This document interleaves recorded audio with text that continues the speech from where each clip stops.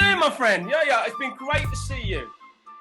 Hi, great to see you too. I'm fine. I'm studying a lot. I'm Milan. It's the only thing I can do at the moment because we're stuck at home until 1st of May, at least because of COVID. Yeah. Yeah, I don't want to use bad words, but our government, it's not really good. And also the people, to be honest, they're not really clever. They're still partying, doing whatever they want. So it's a slow recovery. Well, we've obviously started to ease some of our restrictions, but even then, as soon as you give anybody a bit of freedom, we've had lots of people doing stupid things, and you're like. But I heard UK is doing well now. Yeah. Lots of us have been getting their jabs, including me. I got my first one. It was fine. I had that a couple of weeks ago. So yeah, that's good. Got my first one. Obviously, I must have. I'm not that old, so I don't know why. I don't know. I'm just lucky. Now you're almost blonde now. You're getting young now. Yeah, I start putting darker lights in just to make it like go faster stripes. And I started putting whites. Oh yeah. Whites. No, I'm getting old. That's all that worry about study and stuff. That's what happened. Sorry, I didn't hear you. I said that's what happens when you start worrying about your studies. It's true, Darren. Uni is killing me. I'm not used to study that much. You know, I'm not the guy. I love playing football. So what are you doing? What are you studying at the minute? Now I'm in Milan and I'm studying public relation and communication. So it's kind of easy stuff. Let's say that my place is not behind the desk, but in a football pitch. You know, I love being there. Good man. Still playing football? Well, obviously not virus. But. Yeah, for the virus I stopped, but in September my goal is to be back in the pitch. Nothing professional, maybe still a high level, but nothing professional because it's a bit too late. You know, I'm getting old. I told you I'm almost 21. No, hey, 1 year. Jamie, it's almost 2 years, mate. Jamie, he went and played low level football before he got anywhere near Leicester. So listen, it's never too late. It's true. That's true. But so never stop dreaming, but I have to be realistic, you know. Fair enough. Mix of both things. I have to be realistic, and I can understand that because I'm too old to be going back and playing football. But you, come on, you're still a young man. But I feel old. So how long were you at Buxwood? I've been in Buxwood for 2 years, from 2016 to 2018. Yeah.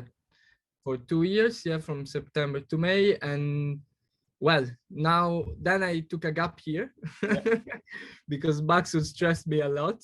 Magro stressed me a lot. I took 1 year of vacation and now I'm just studying, you know. Can't wait to be back on the pitch too because I miss football, you know. I feel better when I play football, when I have a bit of adrenaline, competition, and I'm missing that a lot. Yeah, I totally understand. I'm the same, standing on the sidelines. I've been missing all the adrenaline of trying to work out teams and, you know, all the tactics and stuff. That's it. So what made you come to Buxwood in the first place? Well, I have to be honest. The first idea was to go there just 3 months to learn a bit of English because my English was awful and it's still awful. It's 2 years that I'm not talking. Better than my Italian. Yeah.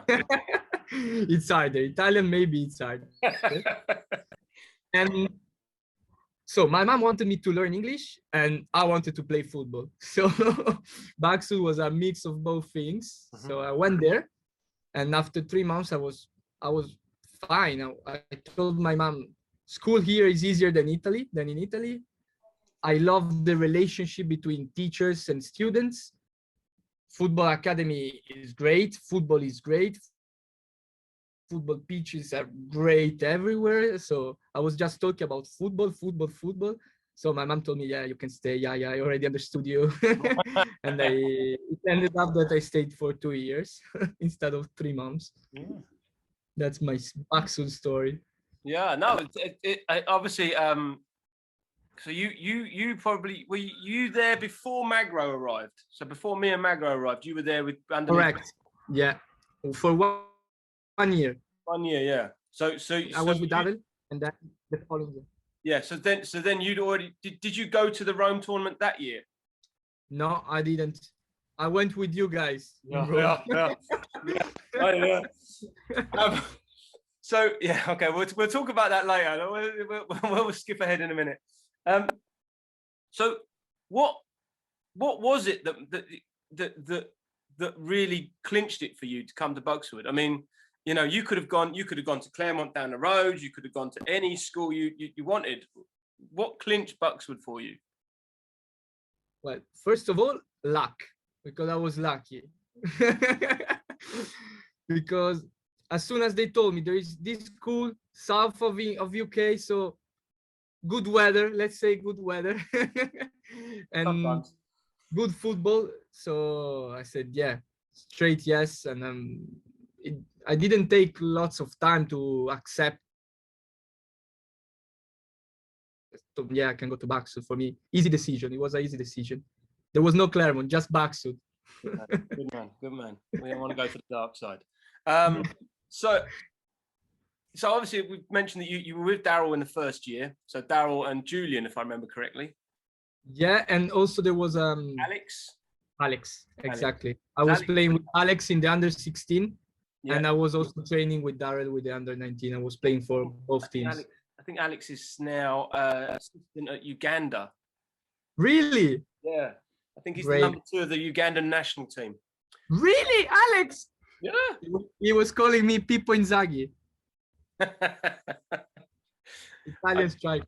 Yeah, that's good. So as I say, what was the main difference between your first year and your second year? I mean, obviously apart from the heads, but was there a different way of playing? Big difference. Big difference. First of all, I didn't have a really good relationship with Daryl and June, because there was also my best friend in Buxwood the first year, Carlo, and another Italian guy, really talented, but he had a problem. He smokes. Okay. So Daryl didn't like it. They didn't like him. Yeah. And as a consequence, he didn't like me too. So the first year I didn't have a good relationship, but I was playing really well. Yeah. I was playing striker with the under-16. And it was really hard because the first impact, you know, English football, physical, really physical, completely different from Italian football, which is more tactical. But until we were 16, we were like skinny, thin. So it was easy for me playing a striker because I'm really clever. My biggest pro is being clever. So good moves. English defenders are really tough, but a bit stupid, if I can say that. No, that's fine. I don't mind. So for the first year, it was good.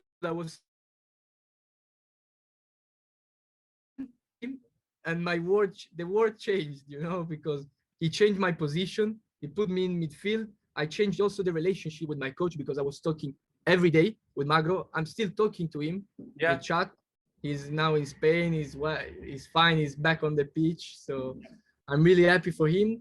But Magro really changed the way I see football, because he's the first coach who made me understand how the details make the difference. You know, you train the details like set pieces, or even the trash talking, let's say, like talking between a striker and a defender, saying I'm gonna score, saying also bad words, or also he made me understand that the attitude is a lot, because I was skinny, you know. Also, when I had the armband as a captain, the other students, they were pointing at me, look at that skinny guy, look at that skinny guy. And I was hearing that, and Magro used to tell me, they say that you have to be the first guy, first tackle, even yellow card, but show them that you're a lion, even if you're skinny. So Magro really changed me. As I say, obviously I was there with Chelsea. So the year before I was there on a part-time basis. And, but when we spent that first year, me and Magro, and then obviously John came and joined us for a while, didn't he? And, but it was so busy and so hectic, but Magro was just, you know, and I know he'll watch this because like you, I talk to him as well, and he knows I'm talking to you today. Every day, Darren, can you come and help me with this, please? Darren, what's this? What's he talking about? And I would spend more time helping him out than I would actually doing what I was supposed to be doing, but it was great. I loved working with him. It was fantastic. You know, he never stops. He's always like, well, I'm moving. It's always, and you know, like even like when he was like in the evening when he was supposed to. I mean, I know he stayed at the school lots of times after I'd gone home, because he'd be in the office and he'd still be designing things, or he'd be putting teams together, thinking about new drills all the time. Now, like you, I do speak to Magro, and Magro did ask me a question to ask you. So the question was, what was the impact on you of him, on his decision to move you from striker to midfielder? I'm sure 100% Magro is watching us. Yep. Will watch us. So I'm gonna be honest, Magro. First, I was like, this guy, what he's doing to me? I'm a striker. I want to score. Like, I was mad at the beginning, but I never doubted, because I knew that he's a great coach. He was coming from Valencia, Real Madrid, great academies. So I never doubted, but I was a bit mad at the beginning, because I still remember first training in September with Magro. I see new coach. I wanted to impress him. I was a striker, and my idea was, this year I have to be main striker of under-19 team. I want to starting 11 striker, score a lot. 2 years of scoring. That was my first goal. First training, I scored 2. I go back to my room like, easy. This year I'm playing striker. I impressed him. After like 4 weeks, he moved me. I was like, what did he do? Because for the first 3-4 matches, I didn't score. Yeah. And I got so frustrated. I was getting frustrated, because a striker wants to score. He's a bit selfish, you know? And if he tells you that he's a kind guy, not selfish, he's lying. No, all good strikers are selfish. They want to score. Definitely. But he moved me. I accepted it. And it was maybe the best decision I made in my life, because it helped in football, but also in life, because I didn't have that frustration, that need of scoring, you know, that pressure that I put on myself every week of, yeah, you have to score.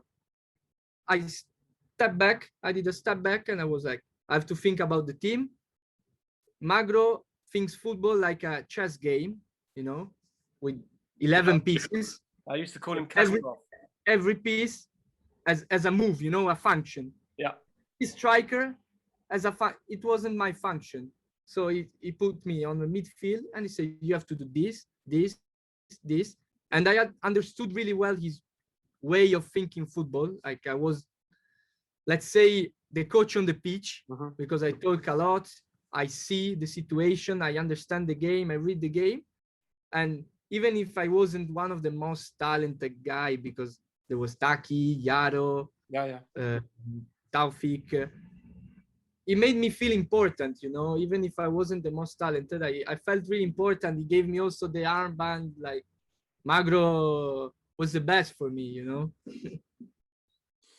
So, yeah, I mean, I was unlucky, because obviously where we were so busy, I didn't get to see as many of his training sessions as I would have liked. But as I say, I remember we spent a lot of time. I mean, when me and him went off to Atalanta, and you know, we took. That was wonderful, because we spent a lot of time. We talked. We you know, football and everything. It was a great time. So obviously I've mentioned one trip. I'm now going to mention the other trip. So Rome. And I remember, do you know what? I remember a conversation with you. It was either in the airport or on the plane, where you told me your feelings towards people from Rome. And I laughed. And I love you. I love you, Darren. I love you. I didn't quite take it to grasp until we got there. And then it was like, okay. How do you remember that? I remember that the hotel wasn't the greatest hotel in the world. I remember that driving up to where it was we were going to play, it was like a tip. You quite often kept going past and there was stuff all over the road and it was like, my God, what we're doing. I was feeling bad, you know, because we were in Italy, my country. Yeah. I was like, no, I was feeling so bad because I wanted the trip to be perfect, you know, the tournament to be perfect. I was captain in Rome, in Italy, in my country, with my team from UK. I was so excited. But the problem is Rome, I told you, you know. So we got to the venue and the first thing I said to Magro was, well, this looks nice. And then I said, the only problem you've got is there's probably only about like 4 toilets and thousands of people here. Because they took us out like it was the Olympics. We were out with the little pole and whatever you were. I remember that. I was standing up with and I was like, Christ. So we went out there with 2 teams, didn't we? We went out with the senior team and we went out with the 16s. Exactly. And so we didn't get to play on the day that we were supposed to play because the organisers hadn't quite got it right, had they? And so we were waiting and it was later and later and eventually we went to the venue to go and play and then it was decided that we wouldn't play that day, we would play the next day. I remember that. So our very first game was actually supposed to be our second game. So the game we actually played, so we get there and we're using the little Astro and we're all warming up and we're doing lots of bits and pieces and we get onto the big Astro and everything was fine. You know, obviously the changing rooms were it was a little bit dingy. Let's be honest. I mean, you could have put bars on that window and it would have been a prison. True, I remember. So we got there, and because obviously I had no Italian, and Magro obviously had his Spanish Italian, you became the official translator for a lot of what we were doing. I was going around like a crazy man talking Italian, translating. Yeah. So and imagine in that match when we had a fight, you guys were shouting in English. Yeah. The other guys were shouting in Italian. I was the only one who was understanding everything. Well, you know? The thing is, so at the start of the game, we were asked by the referee to fill out the form, and one of us had to sign it. So I signed it because I filled out the form. Magro was busy, obviously, doing the team. And that is the only reason why I know they got my name. That's the only way I know that they got my name. So we play the game, don't we? And we're winning, and there's like 5-10 minutes left of the game. And obviously, I've had this conversation with Charlie. We've done that one. Charlie takes the guy out. Now, it's a definite foul. I was down towards the goalkeeper's end, but it was a foul. We know it was a foul. He killed him. All of a sudden, I remember, so I say, I'm down by our goalkeeper. Their coach has come running across and has pinned Charlie against the fence. Yeah, I remember that. There was a pandemonium. Chaos. And then it just went completely bonkers because before the game, the referee said, we don't need linos. Remember, he gave us a flag, but don't need linos. And we the 2 teams decided, no, we're going to have linos. So here's the one over there, and I was down there. And I was like, what's going on? So I've walked up. Magro's obviously shouting now because everybody's shouting. And I'm trying to pull people away. So I've pushed all of our guys away. And I get towards Magro and I see the other 2 coaches come running at him. And that was crazy. I've got to stop this. So I've pushed him out of the way and taken him away. It was a crazy moment. Never happened something like that in my life. But they had some. And we were playing. Well. They had some friends there as well, didn't they? No, I don't think so. They had some parents or whatever it was up on the stand. Yeah, that's for sure. That's for sure. So we just sat down and waited, didn't we? Till we waited for them to leave. The referee had run off. He'd gone. Yeah, he ran off. Yeah, in the changing room. Gone. He was like, as soon as he was out of it. And I was so mad because we were playing so well. Yeah. It was one of my best matches in the 2 years. I remember in the first half, Tommy came in to me, telling me, Yaya, you're playing like a beast. I was in the midfield, so happy, playing well in Italy. In another position, in a different position. I was the happiest guy on earth. We were winning. We were in Rome, in my country. Everything was going well. And then, bam, It just went nuts for that one attempt, that one foul, because there wasn't that many fouls in the game either. One foul, and it started everything. And it went bonkers. So then the next thing I remember is I start walking across to go and originally I was going to go and see the referee, but you were coming because you were talking to the referee. Yeah, I was mad with the referee. And their manager comes running back out, doesn't he, with our banner? Yeah, and he was shouting like to Magro something like, "I kill you." I remember because he was shouting something like.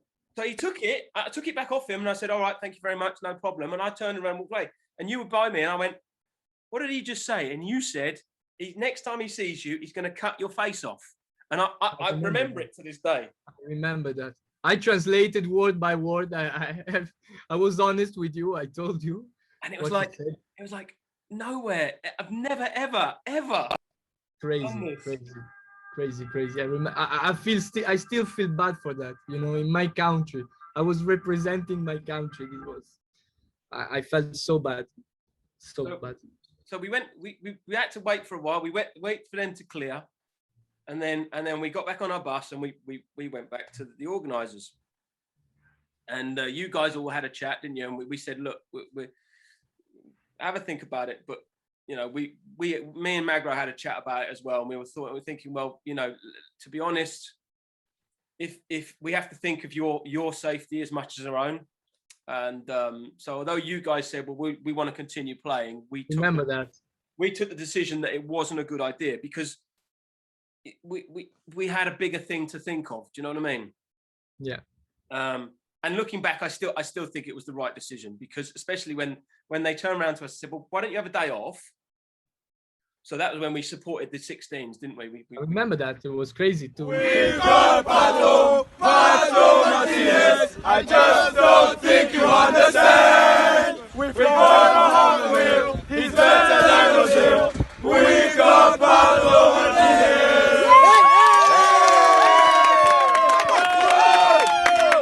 Come on back soon.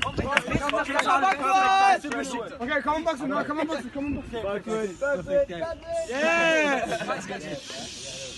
Şikenin rengi her yerde aynı. Siyahlar beyaz. Orada Juventus. Burada Beşiktaş. Beşiktaş'ın köpekleri paraya muhtaç.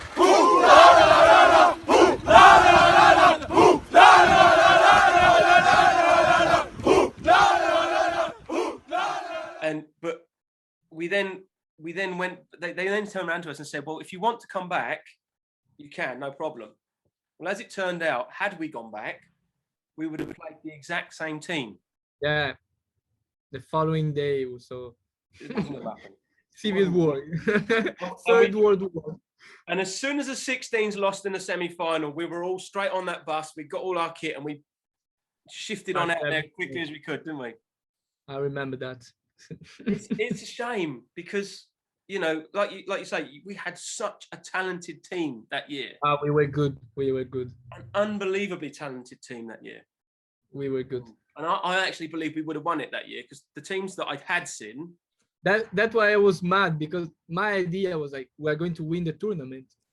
Imagine me in Italy, my country, lifting a trophy, Rome International Tournament. Would have been a dream, you know. But I remember you telling me that you have to be careful because there's a lot of mafia people, and I was like, yeah, okay. You know, I got a young daughter at home. I have to look after myself now, you know. But it is the way it is. And then the 16s, they did really well. And obviously the video that we've had out a few times of you guys chanting on the sidelines for Pato Martinez. Yeah.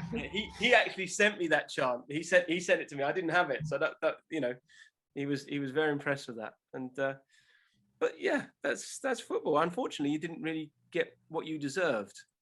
It happens, you know. It's still a good memory. Let's say a good memory, a funny memory. Years later, it's a funny memory. Listen, something like that brings people together, and we're all in that group now. That's it, you know. We were a nice group. I still have good memories. But that you know they invited us back the following year. How could we accept that? I said no because obviously Magro left, and I had two new heads of football coming after that. So I had two together, and I'd already made the arrangements. I said, no, I ain't happening. If you want to go to Rome, I ain't coming. Saying that. I told them we said that we had two coaches, and you stay safe at Baxwood. You feel safe at Baxwood. Yeah, yeah, that's fine. So, but you know, and as I say, had you stayed another year, you'd have gone back to Italy and you'd have gone to Bergamo. So you'd have been at Atalanta, which I can honestly tell you was a much better place. Really nice place, and they couldn't do enough for us. It was really good. It's also nice. They have good facilities. It's probably the best youth team in Italy, Atalanta. They are a good club, so probably was nicer than our. We still have a very good record against them though. So you know, and all I can say is that we obviously showed them how to play, because before we got there, we were playing football. They weren't playing very well. They weren't playing very well, and so we came and showed them how to do it, and that's our claim to fame. Buxwood showed Atalanta how to play. That's nice. That's nice. So obviously, apart from that, what would you say would be your biggest memory of being at Buxwood? Like, can I say like 2 or 3? Of course you can. And one individually, the best memory, unforgettable. It was first year, so I was with Alex, under 16. It was quarterfinals of National Cup, so it was a big match. We had pressure. So I remember the night before, I was a bit stressed in my room. I was feeling it. Tomorrow I'm gonna play quarterfinals of National Cup. We go there, we were losing 1-0. I scored 1-1 from outside the box, top corner. Then I scored the 2-1, chipping the keeper. Then I assisted the 3-1. Match ended 3-1. I got the award for man of the match. I was the happiest person in the world, like scoring 2 in a small stadium, even if it was empty. Quarterfinals of National Cup, best. Like, I still have the goosebumps. Yeah, crazy. That's individually best memory. Then another good memory I have, well, it's a mix of good feelings and bad feelings, but I remember one match. I don't remember the opponent, but I was playing already midfield, and we were losing 3-1, 4-1. We were playing really bad. They were destroying us, and I was really upset. I didn't have a solution. I always have a solution. I always find a solution, but the negativity took me, and I was like, we're gonna lose. And this is bad for a captain, you know, that has to cheer up. I didn't say anything to Magro, and I told Taki to switch. We went to the midfield, and I played as a striker. Tactically, was also a good move. Magro also told me it was a good idea, but for him was like a punch in the face, because he trusted a lot in me, because he knew I was his coach on the pitch. Yeah. And I did this dirty move. Like, you know how is Magro when he loses, when we lose? He's like that. But that day he didn't care about the loss, which was even worse. He was like feeling pain. I remember that day I felt so bad for what I did. And from the following day, I asked him sorry, and we started again, and we still have a really, really good relationship, because we always say each other that we are kind of linked. We have a connection, because we both feel that one day we're gonna meet each other in football, in the football world.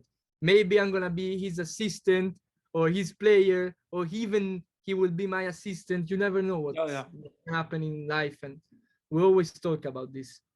And this is the biggest memory I have with Magro, with the team, with the academy. Like I say, I loved working with him. He always made me think when I was working. Do you know what I mean? And although I didn't get to go to many of the games, I didn't get to see many of his training, it was a big influence. Yeah, he has a big influence. He had it also with me, you know. He changed my position, talking about football, but in life, it had also consequence. This switch in positions, I don't know how to explain, but it changed me. Like, inside, really. It's crazy. I don't know how to explain it by words. Yeah. So thinking back to I really like him. Thinking back to the players that you've come into contact with at the academy. All right. First question, if you've seen any of the other videos, you'll know the two questions. First one is, who was the player you most enjoyed playing alongside? Alongside? Well, you know, in the team. Who in the team? Who would it be that you go? Well, easy answer. Easy answer. Like Kane Critchlow was like magic. I was training with him. I played just few matches with him, but he was amazing. He was dancing with the ball. He was doing crazy stuff. I can't wait to see him in the big stage. You know, like Terim, he made it. Kane almost made it, but he's there. He scored a few goals for Bermuda during this last. He scored 3 in his first 2 matches. So it's really good player, really good guy. So I hope him the best. So he was the best player I played with, for sure, 100%. Who was the hardest one to play against in training? Not the hardest, but because I still feel as a striker inside, I have to tell you, Gabo, I hope he watches this video, because every single training, there was a match inside the match between me and Gabo. We were always talking, looking at each other. He was waiting for me because he knows that every time I'm in front of the goal, the first thing I think it's chipping the keeper. Yeah. And he goes mad, Darren. You can't imagine. Every time you chip him, even at dinner, he looks at you. He's still pissed off. He's like, yeah, I hate you. He talks to me in Spanish. He talks to me in Spanish because I understand Spanish every single day. It was me and Gabo talking trash. It was the best. I'm hoping we're going to get Gabo on in a couple of weeks' time. He's agreed, but we missed the original date due to other things. So I'm hoping I'm going to get him in a couple of weeks. So I'll bring that up, and I'll ask him how he felt when he was being chipped by Yaya. Yeah, ask him, please. Ask him. He will go crazy. Yeah. No, I just say I've spoken to a few of the guys now. I mean, I've been quite lucky. I've spoken to people like Gervais and Eusebio and, you know, Charlie, obviously, and a few of the other guys. And one of the things that strikes me is the fact that most of you guys are all still talking to each other. I am still talking with many of my old teammates, many. Nick, Ebedi. Yeah. Then some of them, you don't know them because they are from the first year, but with also Pato Martinez, Pato Salas, of course, Kader. Yeah. I'm still in touch with most of them, I would say. I think that was one of the big things that definitely when me and Magro came in was about, you know, we're building players and relationships for long term. It was never, you know, we're here to win. They are friends for life. They are friends for life now. You know, my teammates, when I think about Baksud, I have to be honest, I don't think about lessons, teachers, school. I think about football. So I think about all my teammates. Then before teammates, they were friends. Really, all of them. They were friends, and I still count on them. You know, when I have to talk or to even say that I miss some of them, I still receive help from them. They're all of them nice persons from all over the world. So it's the best gift, you know, I took from my UK experience. So obviously, as you know, we put all of this on our YouTube and all our social media stuff. We trying to obviously. I'm famous, so I'm famous. Don't worry, I'll make you look pretty. Don't worry. And so if a student or a family is currently looking for a school or looking to two questions. One is, why should they come to England? And then the second one is, why should they come to Buxwood? Well, going to the UK was a really good decision. When you leave it at the moment, I have to be honest, it's not easy because you're maybe 15 or 16 and everything changes. It's easy leaving in your home, in your country, talking your language.